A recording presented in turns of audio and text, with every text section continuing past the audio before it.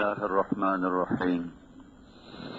الصلاة والسلام على رسوله الكريم وعلى آله وأصحابه أجمعين وعلى من تبعه بإحسان إلى يوم الدين. أما بعد، أعوذ بالله من الشيطان الرجيم. بسم الله الرحمن الرحيم. أيحسب الإنسان أن يترك سدى ألم يكن نطفة من مني يمنى ثم كان علقة فخلق فسوى فجعل منه الزوجين الذكر والأنثى أليس ذلك بقادر على أن يحيي الموتى.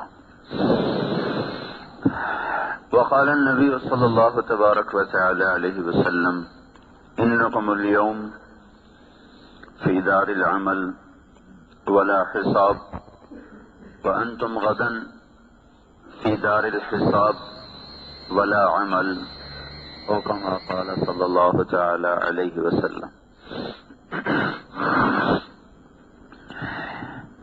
میرے بھائی اور دوستو، انسان اپنی زندگی کی نہ خود ابتدا کرتا ہے نہ اپنے ارادے سے اس کی انتہا کرتا ہے. اس کی ابتدا پر بھی اللہ کا قبضہ ہے، اس کی انتہا پر بھی اللہ کا قبضہ ہے، اور جو درمیان کا وقت ہے اس پر بھی اللہ تعالیٰ اپنی ساری طاقت اور قدرت کے ساتھ قابض ہے، لیکن اس نے اپنی قدرت کو اسباب کے پردے میں چھپایا ہوا ہے، جس سے انسانوں کو یہ دھوکہ لگ جاتا ہے کہ ہم بھی کچھ کرتے ہیں اور ہم بھی کرنے والے ہیں. لیکن اگر ہم اپنی پہل پر غور فرمائیں، بلکہ ساری کائنات کی پہل پر غور فرمائیں، تو کسی بنانے والے کا بنایا ہوا یہ نقشہ ہے. اپنی ذات پر غور کریں تو ایک پانی کے قطرے میں اتنی طاقت نہیں ہے کہ اتنی بڑی شکل کو بنا دے، اور پانی کا وہ قطرہ نہیں ہوتا، وہ تو ان آنکھوں سے نظر بھی نہیں آتا. تو ایک چھوٹا سا سیل ہوتا ہے جو بڑی مائکروسکوپ میں دیکھا جائے تو پھر اس میں وہ نظر آتا ہے، اور اس چھوٹے سے اتنے باریک سیل سے ایسے ایسے کارنامے اور ایسے ایسے شاہکار اور ایسے ایسی داستانیں جنم لیں. یہ ایک بڑے طاقتور خالق کی کاریگری ہے، اور ایک بڑے خالق کی طرف یہ سب کچھ نشاندہی کرنے والا ہے. اللہ تعالیٰ نے ابتدا کی، نہ ہمارا ارادہ، نہ ہماری چاہت، نہ ہمارا فیصلہ. آج تک زندہ ہیں، اپنے ارادے سے نہیں، اپنی طاقت سے نہیں. جو سانس آ رہا ہے، جا رہا ہے، یہ اپنے ارادے سے نہیں، اپنی طاقت سے نہیں. ہم کچھ نہ تھے، اللہ تھا. ہم غذاؤں میں بکھرے ہوئے تھے، فضاؤں میں پھیلے ہوئے تھے، اللہ تھا. اللہ تعالیٰ نے سب کو جمع کیا، اسے غذا میں بدلا، اور پھر سلالۃ من طین، پھر مٹی میں سے اسے نکالا.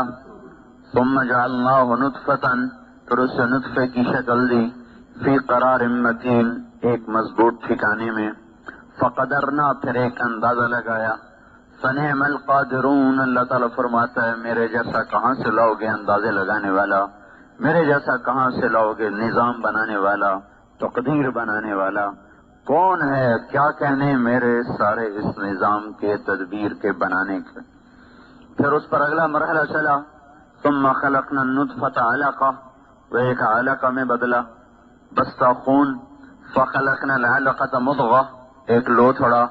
فخلقنا المضغة عظاما، ہڈیاں. فکسونا العظام لحما، ہڈیوں پر گوشت. ثم انشأناه خلقا آخر، پھر اسے ایک نئی شکل عطا فرمائی. پھر اللہ تعالیٰ نے اس کے اندر ایسا غذا کا نظام چلایا کہ خود ہمیں احسان کے طور پر بھی بتلایا اور چیلنج کے طور پر بھی بتلایا کہ ابن آدم من اوصل الیک الغذاء وانت جنین فی بطن امک. میرے بندے وہ زمانہ یاد کر جب تو ماں کے پیٹ میں تھا اور تجھ تک پہنچنے کا کوئی راستہ نہ تھا. وہاں کون تھا جس نے تجھے رزق پہنچایا، اور ایک پل کے لیے تجھ سے غافل نہیں ہوا. صرف ایک بچے کا مسئلہ تو نہیں، کائنات میں کتنی مادہ ہیں، صرف انسانی نہیں، صرف عورت نہیں، بلکہ کتنی مادہ مچھر، کتنے جانور، کتنے چوپائے، کتنے دوپائے، کتنے پرندے، کتنے آبی، کتنے درختوں میں نر مادہ، کتنے پھولوں میں نر مادہ، کتنے پنکھڑیوں میں نر مادہ، کتنے پروانوں میں نر مادہ، کتنے پتنگوں میں نر مادہ، سانپوں میں نر مادہ، شیروں میں نر اور مادہ، بلیوں میں نر اور مادہ، کتوں میں نر اور مادہ، اور بے شمار قسم کی مچھلیوں میں نر اور مادہ۔ کائنات کا بکھرا ہوا نظام ہے، صرف ایک تو نہیں، تیرے جیسے کھرب ہا کھرب وجود ہیں جو پرورش پا رہے ہیں، بیک وقت پرورش پا رہے ہیں۔ ہر ایک کا تقاضا الگ ہے، ضرورت الگ ہے، ہر ایک کی بنیاد الگ ہے، شکل الگ ہے، ساخت الگ ہے، تربیت الگ ہے، آنے کا وقت الگ ہے، بننے کا وقت الگ ہے، ڈھلنے کا وقت الگ ہے، روح کے پڑنے کا وقت الگ ہے، ہر ایک کی آنکھوں کے بننے کا وقت الگ ہے، کان کے بننے کا وقت الگ ہے، پاؤں کی انگلیوں کے بننے کا وقت جدا ہے، ہاتھوں کے نوخن بننے کا وقت جدا ہے، سر پہ بالوں کے اگنے کا ہر ایک کا وقت جدا ہے۔ وہ اتنا بڑا رب ہے کہ اس ذرے ذرے کو وجود دیتا ہے، نہ غافل ہوتا ہے، نہ خطا کھاتا ہے، نہ تھکتا ہے، نہ گھبراتا ہے۔ ما کان ربک نسیا، بھولتا نہیں تمہارا رب، اتنی وجود دیتا ہے، اتنی شکلوں کو وجود دیتا ہے، کسی شکل پر اسے دھوکہ نہیں لگتا۔ تین اندھیروں میں یخلقکم فی بطون امہاتکم خلقا من بعد خلق فی ظلمات ثلاث، وہ رب ہے جو تمہیں ماں کے اندھیروں میں، تین اندھیروں میں تمہیں بناتا ہے، تمہاری پرورش کرتا ہے، تمہیں پالتا ہے۔ وہ رب ہے جب ماں عاجز ہے، باپ عاجز ہے، سائنسدان اور ڈاکٹر عاجز ہیں، وہ وہاں تمہیں غذا پہنچاتا ہے۔ صرف تم ہی نہیں ہو، ایک مادہ، ایک شہد کی مکھی 30,000 انڈے دے دیتی ہے۔ ان سارے انڈوں کو حفاظت سے پالنا، پھر دنیا میں کتنے شہد کے چھتے، ہر چھتے میں کتنے ہزاروں انڈے، وہ سارے مل کر کتنے کھرب انڈے بنے، ان میں سے بچوں نے کب نکلنا ہے، کس کو کیا غذا دینی ہے، کس میں نر بننا ہے، کس میں مادہ بننا ہے۔ چیونٹیاں اپنی غاروں میں، اپنی بلوں میں، ایک ایک چیونٹی وہ ہزاروں انڈے دے رہی، خرب ارب، کئی کروڑ کھرب انڈے چیونٹیوں کے بکھرے پڑے ہیں، اور وہ ایسے باریک ہیں کہ آنکھ سے نظر نہیں آتے، ایسی جگہ پر پڑے ہوئے کہ گھپ اندھیرا ہے۔ ان سارے انڈوں میں کیا بن رہا ہے، کون سی چیونٹی بن رہی ہے، کس رنگ میں بن رہی ہے، نر بن رہی ہے، مادہ بن رہی ہے، اس کی ٹانگیں سلامت ہیں، اس کا سر سلامت ہے، کمر سلامت ہے، اس کے اعصاب سلامت ہیں۔ یہ سارے کے سارے نظام کے پیچھے وہ ہے بلا وہو الخلاق العلیم، بے شک تیرا رب بڑا زبردست خالق ہے، صرف خالق نہیں، بڑا زبردست خالق ہے، صرف زبردست خالق نہیں بلکہ اپنی مخلوق کا علم بھی رکھتا ہے، کہاں ہے، کیا چاہتی ہے، کیا ہو رہا ہے، کس مرحلے میں ہے، کہاں پہنچی ہے، کیا ضرورت ہے، کتنا بن چکا ہے، کتنا باقی ہے، جس کو وجود مل چکا ہے اس کی کیا ضرورت ہے۔ کوئی باہر آنے کو تیار ہے، کہیں انڈا پھٹنے کو تیار، کہیں انڈا بننے کو تیار، کہیں ناک بن رہا ہے، کہیں بن چکا ہے، کہیں بچہ باہر آ رہا ہے، کہیں آ چکا ہے، کہیں باہر آنے کے نظام چل رہے ہیں، کہیں غذاؤں کے نظام چل رہے ہیں، اور یہ ایک دن کا قصہ نہیں ہے، ہزاروں لاکھوں سال پہ محیط یہ ساری مخلوق کی کہانی ہے۔ اور وہ رب اس سارے زمانے میں ایک پل کے لیے نہ تھکا، نہ سویا، نہ گھبرایا، نہ خطا کھائی، نہ بھولا، نہ چوکا۔ ذالکم اللہ ربکم الحق، یہ ہے اس کائنات کا حقیقی رب، اور یہ ہے ہمارا اور آپ کا سچا رب۔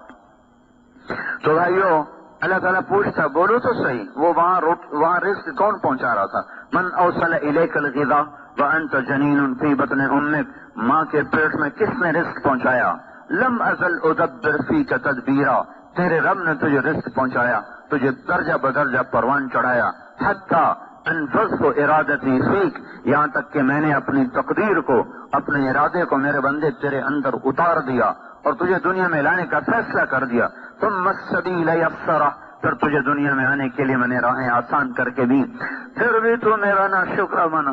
قتل الانسان ما اکفرہ، ارے انسان تیرا ستیہ ناس ہو۔ قتل الانسان، ویسے ترجمہ تو ہے مارا جائے انسان، لیکن یہ محاورہ ہے اور محاورے کا ترجمہ لفظی نہیں ہوتا۔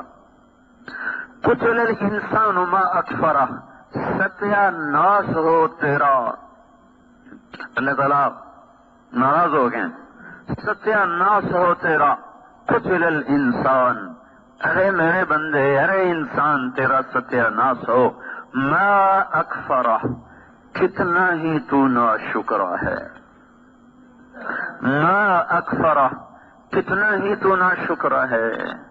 میرے احسان تو گنتا، وَإِن تَعُدُّوا نِعْمَةَ اللَّهِ لَا تُحْصُوهَا، کبھی بیٹھ کے گنتا تو صحیح، تجھے گنتی میں بھی نہ آتے۔ ما اکفرہ، پھر بھی تو ناشکر ہے۔ من ای شیء خلقہ، تجھے خبر بھی ہے میں نے تمہیں کہاں سے بنایا تھا۔ من ای شیء خلقہ، یہاں رکنا ہے۔ پھر من نطفہ، یہاں رکنا ہے۔ یہ ہمارے کاریوں کو اللہ ہدایت دے، یہ آگے کا پیچھے ملاتے ہیں، پیچھے کا آگے ملاتے ہیں، کیونکہ ترجمے کا پتہ نہیں ہے، مفہوم کا پتہ نہیں ہے، لہذا من نطفۃ خلقہ فقدرہ، اور یہ پانی پتی پتہ نہیں کیسے کیا کرتے رہتے ہیں۔ جو اللہ تبارک و تعالیٰ کرے من نطفہ، یہاں رک جاؤ۔ من نطفہ، اس لیے کہ اللہ ہتھوڑا مار رہے ہیں، تمہیں پتہ بھی ہے۔ من ای شیء خلقہ، یہاں رکو کہ اللہ جھٹکا دے رہا ہے، خبر بھی ہے تجھے کس چیز سے بنایا گیا۔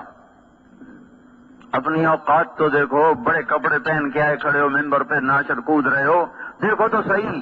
من ای شیء خلقہ، بنے کس سے ہو؟ پھر اللہ نے من نطفہ، یہاں قرآن پڑھنے والے کو چاہیے یہاں وقف کرے۔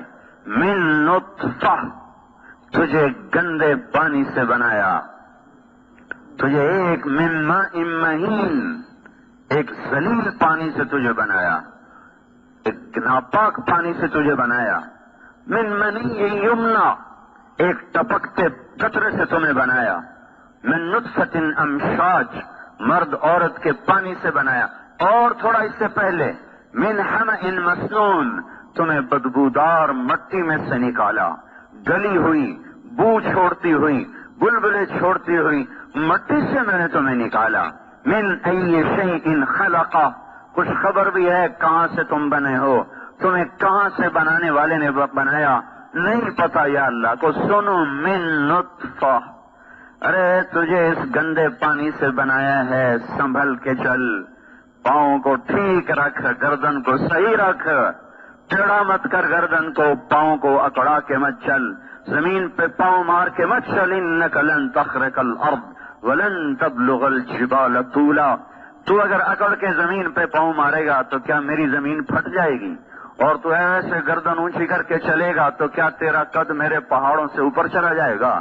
تو پہاڑ کے اوپر نہیں جا سکتا، زمین کو نہیں پھاڑ سکتا، تیری اوقات کیا ہے؟ من ای شیء خلقہ، کہاں سے بنا؟ من نطفہ، ایک نطفہ سے بنا، خلقہ فقدرہ ثم السبیل یسرہ ثم اماتہ فاخبرہ ثم اذا شاء انشرہ۔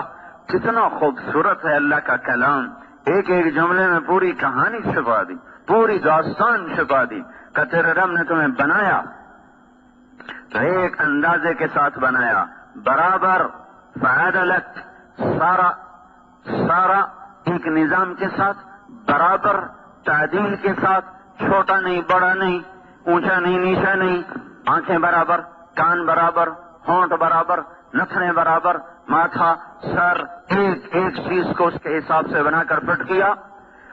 پھر تمہیں دنیا میں آنے کے لیے راستہ دیا، ثم السبیل یسرہ، پھر تمہیں دنیا میں لایا، پھر تمہیں کچھ عرصہ رہنے کو دیا، ثم اماتہ فاخبرہ، پھر تیری روح کو کھینچا، تجھے دوبارہ مٹی میں ڈال دیا۔ منہا خلقناکم وفیہا نعیدکم ومنہا نخرجکم تارۃ اخری، اسی سے تمہیں بنایا، اسی میں تمہیں پھینکا، پھر اسی سے تمہارا رب دوبارہ تمہیں زندہ کرے گا۔ ثم اذا شاء انشرہ، پھر جب وہ چاہے گا تو تمہیں زندہ کر کے کھڑا کر دے گا۔ بنو اسرائیل میں ایک شخص تھا، نافرمانی میں زندگی گزری، کہنے لگا جب میں مر جاؤں میری لاش کو جلا دینا اور میری راکھ کو بکھیر دینا، کچھ دریا میں بہا دینا، کو ادھر بہا دینا، کو ادھر بہا دینا۔ وہ یوں کہہ رہا تھا کہ میں ایسا بکھر جاؤں کہ مجھے جمع نہ کیا جا سکے، کہ اگر میں جمع ہو گیا تو میری بڑی سخت پکڑ ہوگی۔ تو حضور نے فرمایا اس کی راکھ کو انہوں نے بہا دیا، اڑا دیا، بکھیر دیا۔ اللہ تعالیٰ نے ذرے ذرے کو حکم دیا کہ ہمارا بندہ واپس کرو، سارا زندہ کر کے اپنے سامنے کھڑا کر دیا آسمانوں پر۔ بول بھائی یہ کیا کیا تھا، یہ کیا کیا تھا؟ کہ یا اللہ تجھ سے ڈر گیا تھا کہ میری خیر نہیں اگر میں قبر میں گیا، تیرے ڈر کی وجہ سے کیا تھا، کہ اچھا جاؤ اسی پر تجھے معاف کر دیا۔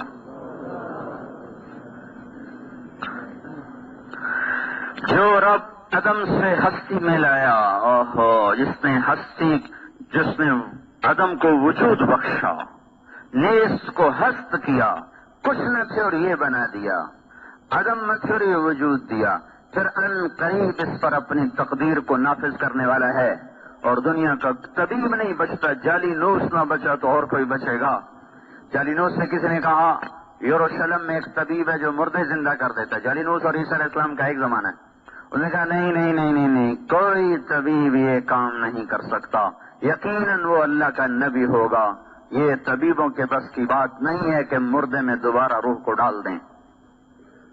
اِذَا الْمَنِيَّةُ أَنْشَبَتْ أَظْفَارَهَا أَلْفَيْتَ كُلَّ تَمِيمَةٍ لَا تَنْفَعُ، وہ جب موت پنجے گاڑتی ہے تو تعویذ ٹونے سارے بیکار چلے جاتے ہیں۔ تو وہ اللہ میرے بھائی ایک دن دوبارہ اٹھانے والا ہے، جس رب کا یہ نظام کچھ نہیں یہ بنایا، یہ ساری دھرتی کو بچھایا، آسمان کی چھت کو اوپر اللہ تعالیٰ نے ہمارے سروں پہ تانا، پھر ستاروں کی کندیلوں کو راتوں کو جگمگایا، صبح روشن چراغ جلایا، رات کو چاند کی کرنوں کو بکھیرا، دن میں سورج کی شعاؤں کو حکم دیا، اس نے غذاؤں کو پکایا اور اس نے پانیوں کو بخارات میں بدلا، ہوا کو حکم دیا، اس نے کندھا دیا، بادلوں کو حکم دیا مشکی سے بھر لو، پھر فرشتوں کو حکم دیا فضا میں بکھیر دو، پھر حکم دیا کہ اب قطرہ قطرہ بن کے انسانوں پہ برسو اور گرو۔ پھر اللہ تعالیٰ نے اسی کڑوے پانی کو میٹھا بنا کے ہمارے گھروں تک پہنچایا، پھر غلوں کو اگایا، پھر ہواؤں کو چلایا، پھر پھولوں کو مہکایا، پھر جانوروں کے تھنوں سے دودھ کے چشمے جاری فرمائے، نسقیکم من بین فرث ودم لبنا خالصا سائغا للشاربین۔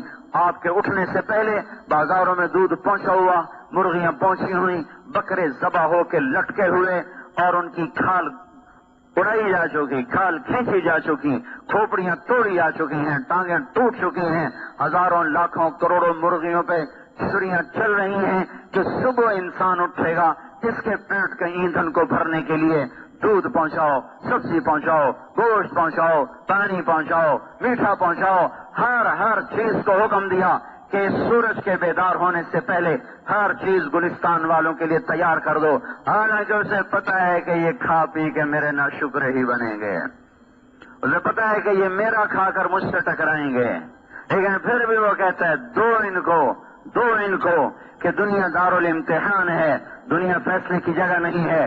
ان یوم الفصل کان میقاتا، وہ دن آگے آ رہا ہے۔ جس رب نے بنایا، جس رب نے زمین کا فرش بچھایا، ہواؤں کو چلایا، زندگی کو عطا فرمایا، وہی ایک دن ہمیں بھی مار دے گا، کائنات کو بھی مار دے گا، اور پھر ایک دن سب کو کھڑا کر کے اپنا کیا ہر ایک کے گردن میں ہوگا۔ وَكُلَّ إِنسَانٍ أَلْزَمْنَاهُ طَائِرَهُ فِي عُنُقِهِ، ہر آدمی کی گردن میں اس کا عمل ہوگا اور اسے اللہ کے سامنے جواب دینا ہے۔ میرے بھائیو، ہم آزاد نہیں ہیں، ہماری ابتدا کسی نے کی ہے، ہماری انتہا بھی کوئی کرتا ہے، وہ درمیانی عرصے پر بھی پوری طاقت رکھتا ہے۔ وہ چاہتا تو کوئی کافر نہ ہوتا، کوئی زانی نہ ہوتا، کوئی شرابی نہ ہوتا، کوئی سود نہ کھاتا، کوئی گانے نہ سنتا، کوئی ماں باپ کا نافرمان نہ ہوتا، کوئی جھوٹ نہ بولتا، کوئی خیانت نہ کرتا، کوئی ظلم نہ کرتا۔ اسے طاقت ہے، آج بھی کر سکتا ہے، جنت میں نہیں کر کے دکھائے گا. اور جنت میں تو زندگی بھی ہمیشہ کی ہے، اور زندگی بڑی طاقتور ہے. یہاں تو بیماری بھی، بڑھاپا بھی، موت بھی، غم بھی، بھوک بھی، تھکن بھی، پیاس بھی، دکھ بھی، رنج بھی، نفرتیں بھی، عداوتیں بھی، جنگ بھی، امن بھی، کتنے سلسلے ہیں. اور وہاں تو کچھ بھی نہیں ہے سوائے زندگی کے، اور کچھ بھی نہیں ہے سوائے عیش و آرام کے. وہاں تو زیادہ ان کو کودنا چاہیے تھا، لیکن وہاں وَنَزَعْنَا مَا فِي صُدُورِهِم مِّن غِلٍّ إِخْوَانًا عَلَىٰ سُرُرٍ مُتَقَابِلِينَ. ہم ان کے دلوں سے کھوٹ کو نکال دیں گے. قلوبہم قلب رجل واحد. یہ سارے جنتی اس طرح ہوں گے، ان کے دل آپس میں ایسے ملے ہوئے ہوں گے کہ جیسے تمام جنت کے مرد و عورتوں کا ایک ہی دل ہو. ایک دل ہو تو آدمی اسی کے ساتھ چلتا ہے، وہ اس کے ساتھ نبھتا ہے. تو سارے جنتیوں کے دل اس طرح ہوں گے جیسے ایک آدمی کا دل ہوتا ہے. جو رب جنت کی ابدی زندگی میں یہ کر سکتا ہے وہ اس زندگی میں بھی کر سکتا ہے. وَلَوْ شِئْنَا لَآتَيْنَا كُلَّ نَفْسٍ هُدَاهَا. میں چاہوں تو تم سب کو ہدایت دے دوں، لیکن میرے بھائیو لِيَبْلُوَكُمْ أَيُّكُمْ أَحْسَنُ عَمَلًا. اس نے یہ بساط بچھائی ہے خیر اور شر کے ساتھ، اچھے اور برے کے ساتھ، جھوٹ اور سچ کے ساتھ، حق اور باطل کے ساتھ، زنا اور پاکدامنی کے ساتھ، شراب اور دودھ کے ساتھ، سود اور حلال کے ساتھ، خیانت اور دیانت کے ساتھ، صدق اور جھوٹ کے ساتھ، ظلم اور عدل کے ساتھ، عفت اور بدماشی کے ساتھ. یہ اللہ تعالیٰ نے تواضع اور تکبر کے ساتھ، غصے اور درگزر کے ساتھ، انتقام اور معاف کرنے کے ساتھ، یہ اس طرح اللہ تعالیٰ نے دھوپ چھاؤں کا ایک سلسلہ چلایا ہے. اچھائی برائی کا ایک نظام چل رہا ہے، ہمیں اختیار دیا ہے. فمن شاء فلیؤمن ومن شاء فلیکفر. چاہو تو اللہ کی راہوں پہ چلو، راستے آسان ہیں، چاہے شیطان کی راہوں پہ چلو، راستے آسان ہیں. جو ادھر چلے گا وہاں اللہ ملے گا، جنت ملے گی. جو ادھر چلے گا وہاں شیطان ملے گا، جہنم ملے گی.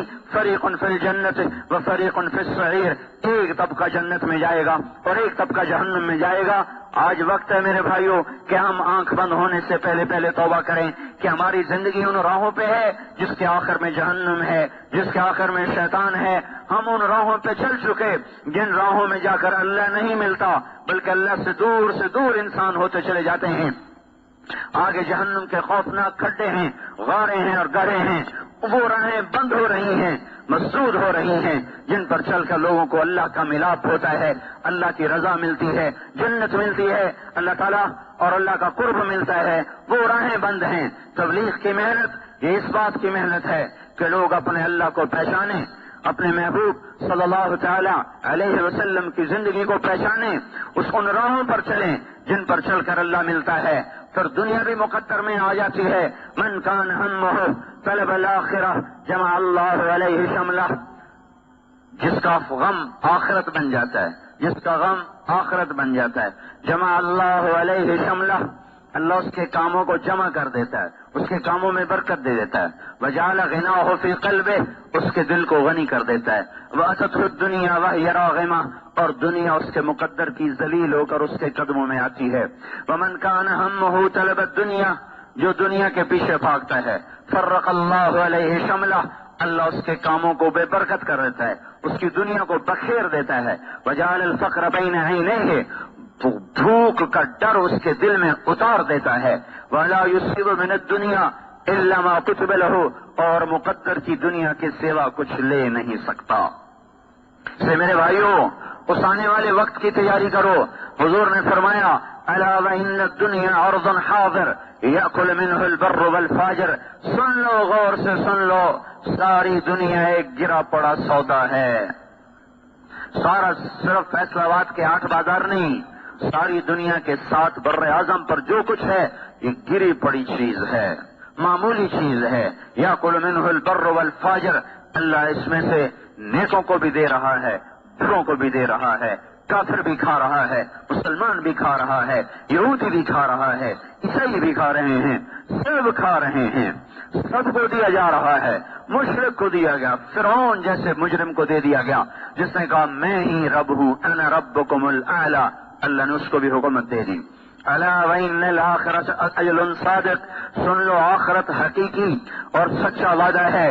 یقضی فیہا ملک عادل قادر، اس میں سچا رب آ کر فیصلے کرے گا. یحق الحق ویبطل الباطل، وہ سچ کو سچ کر دے گا، باطل کو باطل کر دے گا، حق اور باطل کو جدا کر دے گا. اس لیے الا وان الخیر کلہ بحذافیرہ فی الجنہ، غور سے سن لو ساری بھلائیاں جنت میں ہیں. الا وان الشر کلہ بحذافیرہ فی النار، سن لو ساری مصیبتیں اور عذاب جہنم میں ہے. الا فاعملوا، لہذا غور سے سنو، عمل کرتے رہو. وانتم من اللہ علی حذر، اور عمل کر کے بھی اللہ تعالیٰ سے ڈرتے رہو. تکبر میں مت آؤ، تکبر میں مت آؤ. اگر بھائی کو آپ چلہ لگا لیتے، بھائی میں نمازی ہوں مجھے کیا کہتے ہو، میں نماز پڑھتا ہوں مجھے کیا کہتے ہو، چلہ لگاؤ، جاؤ کسی بے نمازی سے بات کرو. تو لے کر الا فاعملوا وانتم من اللہ علی حذر، کوئی عمل کر کے تکبر میں نہ آ جانا. اگر میں نے رد کر دیا تو پھر کیا کرو گے؟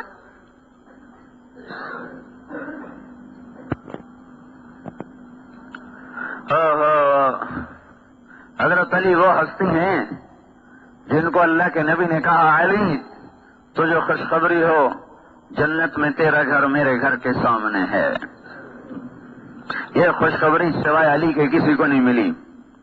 اترضى ان يكون منزلك مقابل منزلي في الجنہ، اے علی تو خوش ہے جنت میں تیرا گھر میرے گھر کے سامنے ہے؟ جس شخص کا گھر اللہ کے نبی کے گھر کے سامنے بن جائے وہ کتنے اونچے مقام والا ہے اور کتنے بڑے عمل والا ہے. وہ قرآن کی ایک آیت ہے جس پر صرف حضرت علی نے عمل کیا، باقی کسی نے نہیں کیا. نہ کسی صحابی نے، نہ بعد کی امت نے. وہ کیا ہے کہ اللہ تعالیٰ نے فرمایا کہ اذا ناجیتم الرسول فقدموا بین یدی نجواکم صدقہ، جب اللہ کے رسول سے بات کرنے آؤ تو پہلے صدقہ کر کے آؤ. حضرت علی کے جی میں آیا کہ یہ آیت منسوخ ہو جائے گی، اس لیے کہ سارے فقیر ہیں، کون پہلے صدقہ کرے گا اور حضور سے بات کرے گا، تو اس کے منسوخ ہونے سے پہلے میں اس پہ عمل کر لوں. تو فوراً گئے، مزدوری کی، تھوڑی سی کھجوریں ملی، وہ صدقہ کی، پھر آ کر حضور صلی اللہ تعالی وسلم سے بات فرمائی، اور اس کے تھوڑی دیر بعد وہ آیت منسوخ کر دی گئی.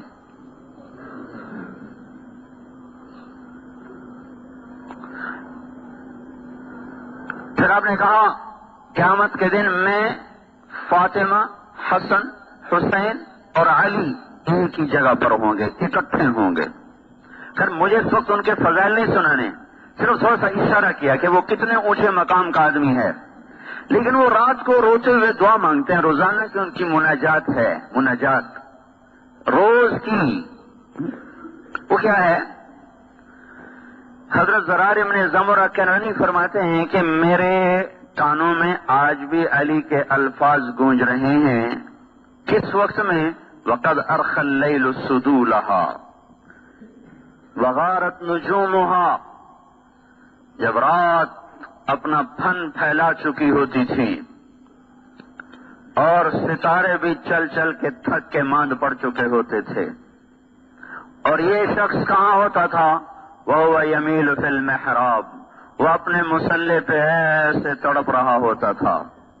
قَابِضًا عَلَى لِحْيَتِهِ، اس نے داڑھی کو دونوں ہاتھوں سے یوں پکڑا ہوتا تھا. یتململ تململ السلیم، ویسے تڑپتا تھا جیسے کسی کو سانپ نے ڈسا ہو یا بچھو نے، اور بچھو کا ڈسا ہوا جیسے تڑپتا ہے ایسے وہ تڑپتے تھے ڈسے ہوئے کی طرح. وَيَبْكِي بُكَاءَ الْحَزِينَ، اور اس طرح روتے تھے جیسے کوئی دکھوں کا اور غموں کا مارا ہوا روتا ہے، ایسے وہ روتے تھے. پھر کہتے دنیا سے بات کرتے الیہ تغررتی، ارے دنیا کہاں آ گئی میرے پاس مجھے دھوکہ دینے. الیہ تشوقتی، میرے شوق میں. الیہ تشوفتی، مجھے جھانکتی ہے.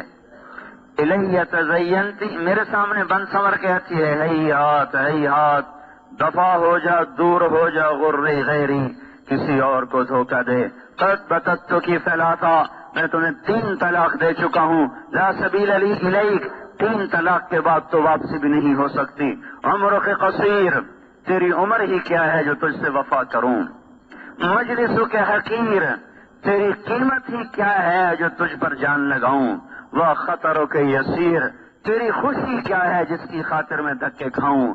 آہن آہ، یہ آخری جملہ سنانا چاہتا تھا، آخری جملہ، آہن آہ، جیسے ہم اپنی زبان میں کہتے ہیں ہائے ہائے، یہ عربی میں آہن آہ، کس بات پر؟ ہائے ہائے۔ حضرت علی کہہ رہے ہیں ہائے ہائے ہائے ہائے، کیا ہوا؟ من قلت الزاد، یا اللہ میرے پاس عمل بہت تھوڑا ہے، یا اللہ میرے پاس عمل بہت تھوڑا ہے، وبعد السفر، یا اللہ میرا سفر بہت لمبا ہے، ووحش ٹوٹا ہوا نہیں ہے۔ دیکھو تو صحیح آج اللہ کے نبی کے طریقے کیسے ذبح ہو گئے اور شیطان کی منڈی کیسے چمک گئی۔ کون سا ایسا کبیرہ ہے جو ہم للکار للکار کے نہیں کر رہے؟ تو آدمی گناہ کرتا ہے، شرماتا ہے، توبہ کرتا ہے، پھر کر بیٹھتا ہے غفلت میں۔ یہ تو گناہ کا گناہ ہونا نکل گیا، سارا سود سیونگ اکاؤنٹ بن گیا، سیونگ، اور ایمان کے جنازے اٹھ رہے ہیں۔ اللہ سے اعلان جنگ کو سیونگ کہا جا رہا ہے، سیونگ، بچت ہے، بچت، اللہ سے ٹکر لے لی تو یہ بچت۔ سوچو تو صحیح بھائی ہو، کس سے ٹکر لی اور کیا اس کو نام دیا؟ Saving account. سارے ملک کو جوئے پہ لگا دیا، انعامی اسکیم، اڑیڑی والا بھی لیے بیٹھا ہے کہ دعا کر انشاءاللہ میری بھی نکل آوے، میری بھی دیں پھر جمن، اور تیرا بیڑا غرق ہو جائے، تیری نہ ہی نکلے تو تیرے دن پھر ہوئے ہیں۔ کبھی حرام کے پیسے نے گھروں میں گھی کے چراغ نہیں جلائے، ہمیشہ ان گھروں میں ویرانیوں نے ڈیرے ڈالے، وحشت نے ڈیرے ڈالے، ہمیشہ ان گھروں میں آگ جلی ہے، نفرت کی، عداوت کی، بغض کی۔ جس گھر میں حرام پیسہ گیا ہے، سود کا ہو، جھوٹ کا ہو، رشوت کا ہو، خیانت کا ہو، کسی غلط کام کا ہو، کسی بھی لائن کا ہو، اس گھر والوں نے کبھی سکھ نہ دیکھا۔ بھائیو، جس کا سب کچھ بن چکا ہے، کیا ہوا؟ تو اب کیوں بتایا؟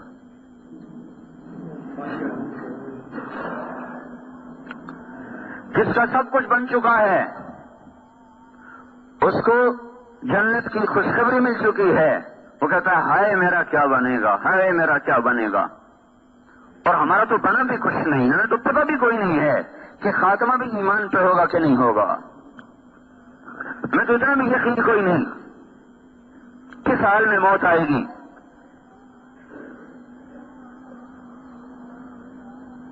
کس گناہ پر اللہ پکڑ لے۔ التذکرہ، علامہ قرطبی کی کتاب ہے، ایک شخص اس میں واقعہ لکھا ہے، ایک شخص صبح آیا، دکان کھولی، اپنا ترازو توڑ دیا۔ برابر کے دکاندار نے پوچھا ترازو کیوں توڑا ہے؟ کہنے لگے بھائی ہمارا پڑوسی آج مر رہا تھا اور ہم اس کو کلمہ پڑھنے کی تلقین کر رہے تھے، اور وہ کہہ رہا تھا مجھ سے کلمہ نہیں پڑھا جا رہا۔ ہم نے پوچھا کیوں نہیں پڑھا جا رہا؟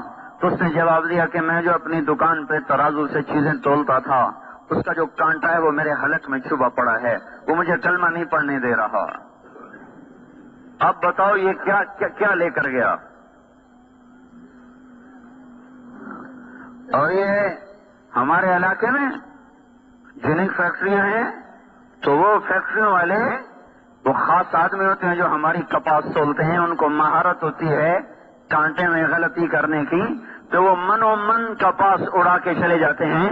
جو جتنا زیادہ اس کانٹے کو چلانے کا ماہر ہوتا ہے اتنی زیادہ وہ ان سے تنخواہ پاتا ہے۔ ہر 100 من کے پیچھے 5-10 من اڑا دیتے ہیں۔ میں کہتا ہوں وہ ہماری ساری ہی اڑا دیں، لیکن مرتے ہوئے کلمہ چھن گیا تو کیا لے کر گئے؟ اولاد کے لیے سنگ مرمر کے گھر کھڑے کر دیے، لیکن مرتے ہوئے کلمے سے خالی گئے تو کیا لے کر گئے؟ ساری زندگی عیش و آرام سے گزری، لیکن مرتے ہوئے کلمہ نکل کے ہاتھ سے تو کیا گیا؟ کیا لے کر جا رہے ہیں؟ بھائیو، اللہ کے واسطے اللہ کی طرف رجوع کرو. اس کے سامنے آنا ہے، اس سے ڈر کے چلیں. جن کے مسئلے حل ہو گئے ان کا یہ حال ہے. وہ حضرت عمر جن کے اسلام لانے پر آسمان کے فرشتوں نے خوشیاں منائی.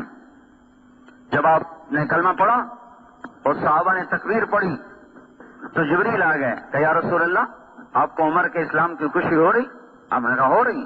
استبشر بہ اہل السماء، آسمان کے فرشتے بھی خوش ہو رہے ہیں عمر کے اسلام لانے پر. یہ وہ شخص ہے جس راستے سے گزرتا تھا شیطان وہ راستہ چھوڑ جاتا تھا. اور یہ وہ شخص ہے کہ آپ نے فرمایا عرفات کے میدان میں سارے صحابہ موجود ہیں 1.25 لاکھ. تو آپ نے کہا اس وقت اللہ تعالیٰ میرے صحابہ پہ فخر کر رہا ہے. عمر بن خطاب پہ خاص طور پہ فخر فرما رہا ہے. اور آپ نے فرمایا میرے بعد کوئی نبی ہوتا تو عمر ہوتا. وہ شخص ہے. اور آپ نے کہا میرے 2 وزیر زمین میں 2 آسمان، زمین کے ابو بکر اور عمر، آسمان پہ جبریل و میکائیل.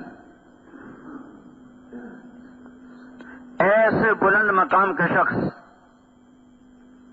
اور فتوحات ہو گئیں، خزانے اٹھ کے مدینے پہنچ گئے. اپنا حال وہی جو کہ انچھنے آٹے کی روٹی، ٹاٹ لگے پیوند. مہینے میں 1 دفعہ گوشت کھانا. صحابہ نے مشورہ کیا بہت مشقت میں ہے عمر، ان کو چاہیے کہ اب نرمی کریں، کوئی نوکر رکھیں، اچھے کپڑے پہنیں، اچھا کھانا کھائیں. بڑے بڑے بادشاہ آتے ہیں ملنے کے لیے، اب ان کی مجلس ہونی چاہیے، اعلیٰ نظام ہونا چاہیے، سسٹم ہونا چاہیے. تو ان سے بات کی جائے. کون بات کرے؟ یہاں آ کر سارے چپ. کون بات کرے؟ کسی کو ہمت نہیں ہو رہی. تو انہوں نے آپس میں مشورہ کیا حضرت حفصہ بات کریں، حضرت عائشہ بات کریں.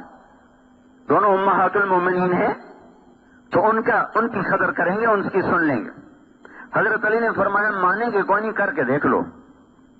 تو یہ دونوں مائیں تشریف لے گئیں. ایک تو بیٹی ہیں، استقبال کیا، بٹھایا. حضرت عائشہ نے بات شروع کی.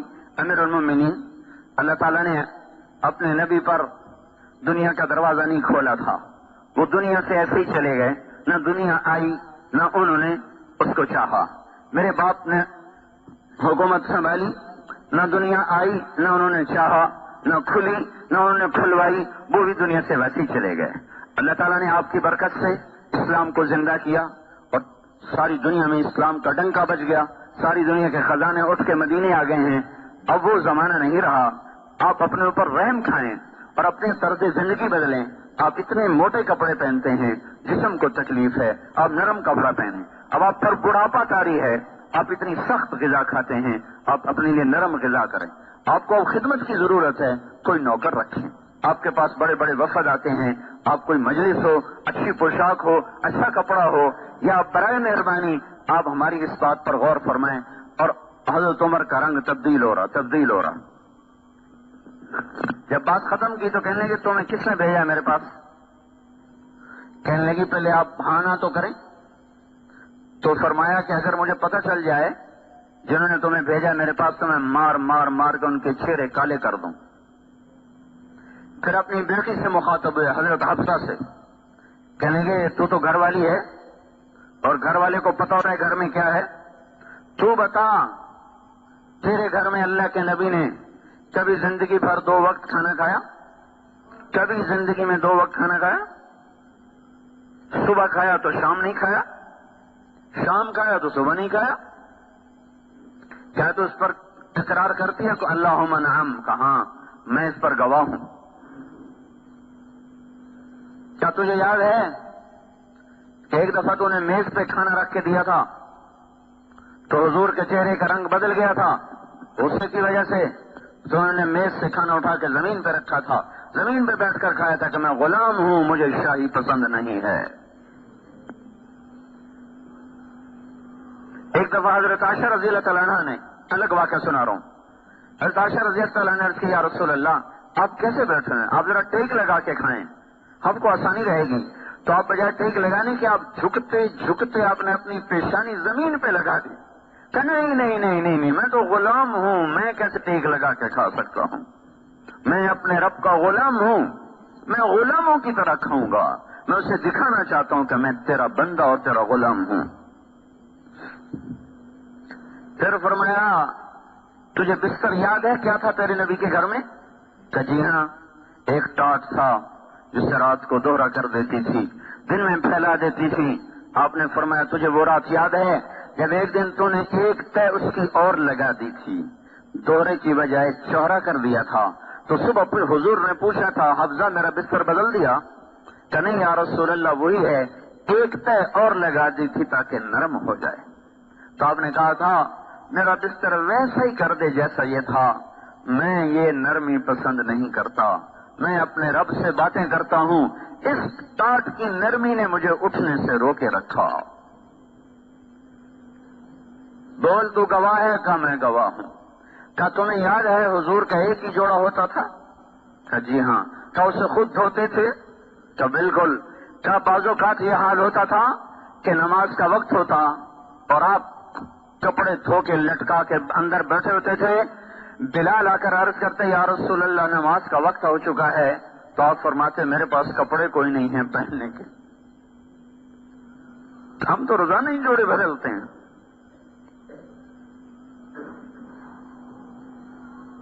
اور نماز میں تاخیر ہو جاتی تھی کہ آپ کے پاس دوسرا جوڑا نہیں ہوتا تھا کہ جا کے نماز پڑھا دیں۔ نماز میں تاخیر ہو جاتی تھی، کپڑے سوکھتے تھے، آپ پہنتے تھے، پھر آ کے نماز پڑھاتے تھے۔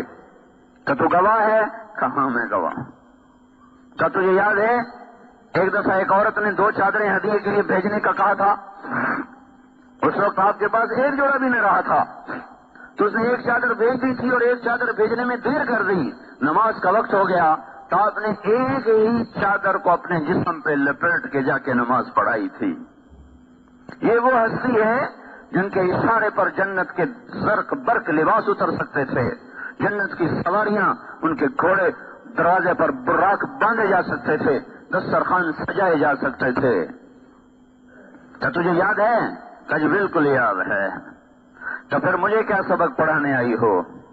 جاؤ ان لوگوں کو بتا دو کہ 3 ساتھی تھے، 3 راہی تھے جو ایک منزل پر چلے، ایک راستے پر چلے، ایک چلا پہنچ گیا، دوسرا چلا پہنچ گیا، تیسرا راستے میں ہے، راہ میں ہے، ان کے قدم بقدم چلے گا تو پہنچے گا، اگر ان کے قدموں سے ہٹ گیا تو پھٹک جائے گا۔ لہذا بتا دو ان کو کہ اس ذات کی قسم جس کے قبضے میں عمر کی جان ہے، میں اپنے آپ کو اسی تنگی میں رکھوں گا کیونکہ میں نے اسی حال میں اپنے نبی سے جدائی، میرا نبی مجھ سے جب جدا ہوا تھا تو میں اسی حال میں تھا، میں اس حال کو نہ بدلوں گا یہاں تک کہ میرا رب مجھے اپنے ساتھیوں سے ملا دے۔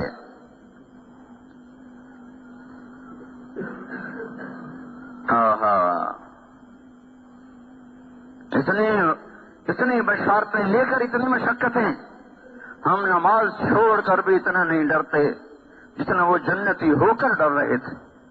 یہ دیکھو کتنے جمعے میں آئے بیٹھے ہیں، یہ ہر دفعہ مجھے پریشان کر دیتے ہیں اور مجھے رلا دیتے ہیں کہ یہ باقی نمازوں میں کہاں غائب ہو جاتے ہیں، انہیں کیا ہو جاتا ہے، کیوں ان کا ایمان جا کے گم ہو جاتا ہے، کیوں ان کا ایمان بیدار نہیں ہوتا؟ کیا یہ ندا صرف 8ویں دن آتی ہے کہ آ جاؤ مسجد میں؟ یہ تو 5 دفعہ ندا پڑتی ہے، حی علی الصلاۃ، آ جاؤ آ جاؤ آ جاؤ، اس وقت میں کیوں نہیں قدم اٹھتے؟ اتنے بڑے فریضے کو چھوڑ کر بھی پرواہ کوئی نہیں، اور وہ جنت کی بشارتیں لے کر اس طرح بیٹھے رو رہے ہیں، اور نماز میں ہی جان پیش کی اللہ کو۔ خنجر نماز میں لگا، ہوش میں آتے ہی پوچھا مجھے کس نے مجھے خنجر مارا؟ کہ مجوسی نے کہا شکر ہے میرے مولا تو نے کسی مسلمان کے ہاتھ میری موت نہ لکھی، ایک کافر کے ہاتھ مجھے شہادت اعلیٰ نصیب فرمائی۔ جب بچنے کی امید ختم ہو گئی تو اپنے بیٹے کو بلایا، اب دیکھو وہ کہتے تھے میں قدم بقدم چلوں گا تاکہ اپنے ساتھیوں سے مل جاؤں، دیکھو اللہ نے ملایا کیسے، جب بچنے کے آثار ختم ہو گئے تو اپنے بیٹے کو بلایا کہ بیٹا جاؤ اما عائشہ سے پوچھ کے آؤ کہ عمر اپنے ساتھیوں کے پاس دفن ہونے کی اجازت چاہتا ہے، اجازت دے دے تو مجھے وہاں دفن کرنا، نہیں تو جنت البقیع میں جا کے مجھے ڈال دینا۔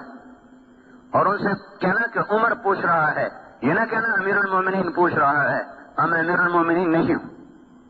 حضرت عبداللہ بن عمر آئے، دروازے پر دستک دی، ہم عائشہ نے اندر آنے کی اجازت، تو اندر بیٹھی رو رہی تھی، وہ بھی سارا مدینہ رو رہا تھا، سارا اسلام ہی رویا عمر کے مرنے پر۔ تو انہوں نے عرض کی اما جان میرے باپ کی یہ تمنا اور خواہش ہے، آپ سے اجازت چاہتے ہیں۔ تو حضرت عائشہ رضی اللہ تعالیٰ عنہا رو پڑی، مزید فرمایا کہ یہ جگہ تو میں نے اپنے لیے رکھی ہوئی تھی کہ میرا باپ بھی یہیں دفن ہے، میرا خامد بھی یہیں دفن ہے، میں بھی یہیں دفن ہو جاؤں گی، لیکن اگر عمر یہ جگہ چاہتے ہیں تو عمر مجھ سے زیادہ اس جگہ کا حقدار ہے، میری طرف سے اجازت۔ وہ کہہ رہے تھے میں انہی قدموں پہ چلوں گا جس پر وہ دو چلے تھے تاکہ میں ان کے ساتھ مل جاؤں۔ اب ملنے کے اسباب پیدا ہو رہے ہیں۔ انہوں نے آ کر بشارت دی، ابا جان ابشر، بشارت ہو، کام بن گیا۔ کہ نہیں شاید میرے شرم میں اجازت دے دی ہو، جب میں مر جاؤں جنازہ پڑھ چکو جا کے پھر رکھ لینا، ایک دفعہ پھر اجازت مانگنا، اجازت ملے تو لے جانا، نہیں تو واپس لے آنا، بقیع میں ڈال دینا۔ اتنی بڑی کامیابیوں کے ساتھ یہ شخص جان کی بازی ہار رہا ہے، لیکن ان کے آخری الفاظ سنو، جب محسوس ہوئے سکرات تو فرمایا بیٹا، عبداللہ کی گود میں سر تھا، کہ بیٹا مجھے زمین پہ ڈال دے، میرا سر زمین پہ ڈال دے۔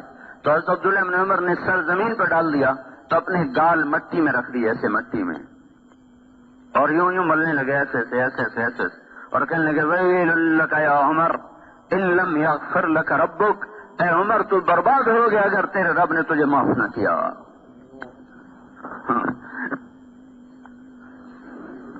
جنت کی خوشخبریاں لے کر بھی وہ کہے تو برباد ہو گیا اگر تیرے رب نے تجھے معاف نہ کیا۔ یہ مجمع نماز چھوڑ کر بھی کبھی نہیں رویا کہ آئے ہمارا کیا بنے گا۔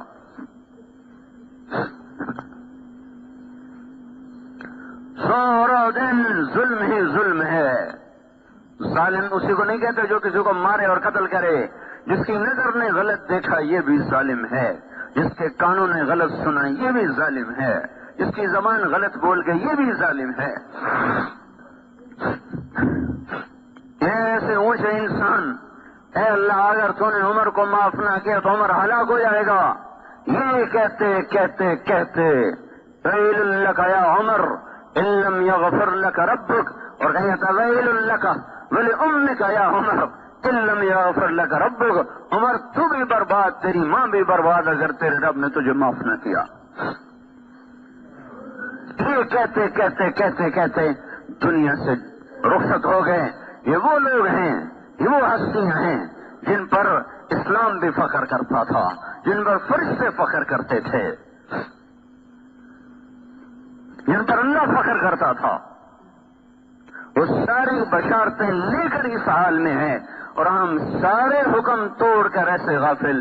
بھائیو کہیں تو انصاف پہ آؤ، اپنے نفس سے پوچھو تو صحیح کہ کیا کر رہے ہو، اپنی عقل سے سوال کرو، اس سوئے ہوئے ضمیر کو کسی رات کی تنہائی میں بیدار کرو کہ کیا کر رہے ہو، کس چیز پہ محنت کر رہے ہو، کن چیزوں کے پیچھے بھاگ رہے ہو۔ حضرت صاحب نے جنازہ پڑھایا، پھر جنازہ اٹھا اور حضرت عبداللہ بن عمر نے آ کر اما عائشہ کے دروازے پر رکھ دیا۔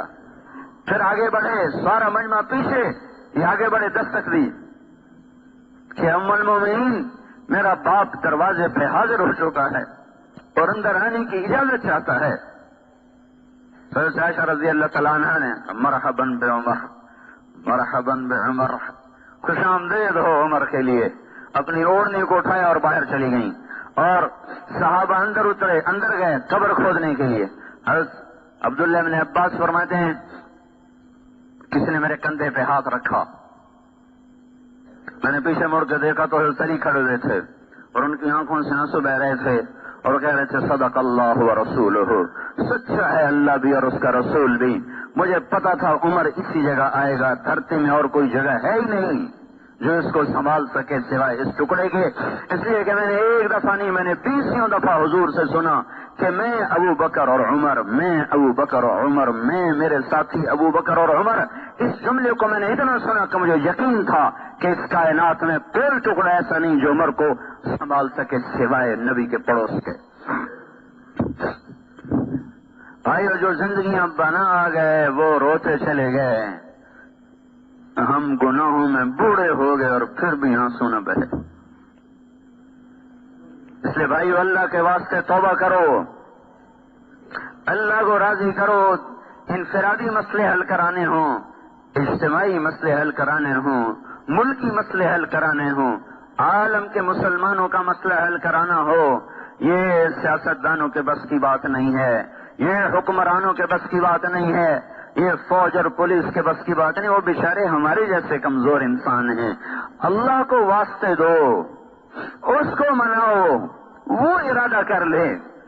اور اس کو منانا ماں سے زیادہ آسان ہے. ماں کو منانا کتنا آسان ہوتا ہے، اس سے زیادہ آسان اللہ کو منانا ہے. توبہ کرو اللہ کی بارگاہ میں، ایسی توبہ کہ توبوا الی اللہ جمیعا ایھا المؤمنون، سارے مل کے کرو. وتوبوا الی اللہ توبۃ نصوحا، اور سچی توبہ کرو. اللہ کا بھی اعلان سنو، من تقرب الی تلقیتہ من بعید. جب کوئی توبہ کر کے میری طرف آتا ہے، چاہے زندگی اس کی گناہوں میں گزر گئی، رواں رواں سیاہ ہو گیا، پھر بھی جب وہ میری طرف قدم اٹھاتا ہے تو میں اپنی جگہ سے اٹھ کر آگے اس کا بڑھ کر استقبال کرتا ہوں.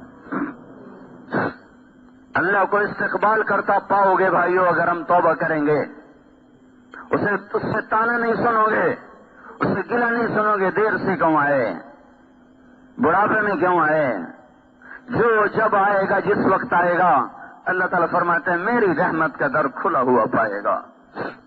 تو بھائیو، ایسے کریم اللہ سے ٹکر لے کے زندگی گزارنا بہت بڑی نادانی ہے. اللہ کے واسطے میں بھی توبہ کرتا ہوں، آپ بھی توبہ کریں، اس کے سوا کوئی راستہ نہیں.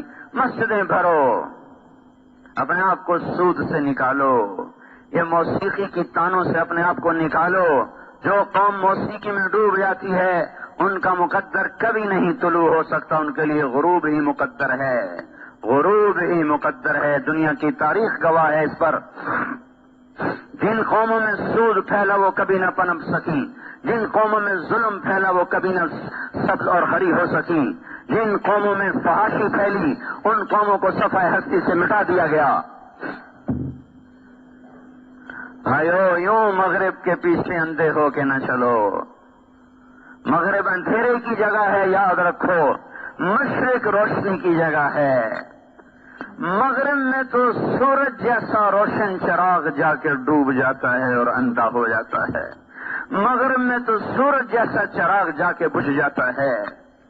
تو اگر مغرب کے پیچھے چلو گے تو سوائے اندھیروں کے کچھ نہیں ملے گا. یہ وہ غار ہے جو سورج کی روشنی کو بھی کھا جاتا ہے.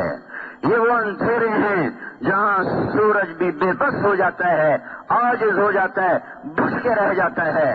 مشرق ہے، مشرق جہاں سے روشنیاں پھوٹتی ہیں، جہاں سے روشنیاں طلوع ہوتی ہیں. فاران کی چوٹیاں مشرق میں تھیں جہاں سے آفتاب نبوت طلوع ہوا ہے. یوں مغرب کے پیچھے مت چلو بھائیو. اپنی جو قوم اپنی تہذیب پہ نہ آ سکے، مجھے رونا آتا ہے جب معصوم بچوں کو ٹائیاں پہن کے اسکول جاتے دیکھتا ہوں. یہ قوم کہاں جا رہی ہے؟ انہیں کون سمجھائے اور کیسے سمجھائے؟ کہاں سے کوئی بول لائے جائیں، کوئی ایسا سحر لایا جائے، کوئی ایسے رونے دھونے والے کہیں سے لائے جائیں کہ جو رو رو رو کر ان کی آنکھیں کھلوا دیں. جو قوم اپنی متاع ہی بیچ چکی ہو، ان کے پیچھے کیا رہ گیا؟ ہماری اپنی پہچان ہے، ہماری تہذیب ہے، ہماری شناخت ہے. مشرق اور مغرب میں بڑے فاصلے ہیں.